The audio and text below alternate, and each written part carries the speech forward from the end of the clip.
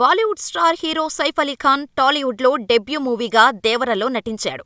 ఆ మధ్య ఆదిపురుష్లో రావణుడిగా నటించాడు. కానీ అది హిందీ సినిమాగా పరిగణించాలి. అందులో ఓన్లీ హీరో తప్ప మిగతా అంతా బాలీవుడ్ నటులే ఉంటారు. కానీ కొరటాల శివ దర్శకత్వంలో ఎన్టీఆర్ హీరోగా నటించిన దేవర సినిమాలో సైఫ్ అలీ ఖాన్ విలన్ పాత్రలో నటించాడు. ఈ వారమే వరల్డ్ వైడ్ గా గ్రాండ్ గా రిలీజ్ అయింది దేవర. విలన్ రోల్లో తనదైన శైలిలో సైఫ్ మెప్పించాడు. తన పాత్ర పరిధి మేరకు సైఫ్ బెస్ట్ ఇచ్చాడనే చెప్పాలి. అయితే ఈ బాలీవుడ్ నటుడు ఇటీవల ఓ ఆంగ్ల వెబ్సైట్ నిర్వహించిన కార్యక్రమంలో పాల్గొన్నాడు. ఆ కార్యక్రమంలో సైఫ్ మాట్లాడుతూ, తెలుగు ప్రేక్షకులు సినిమాలను చాలా బాగా ఇష్టపడతారు.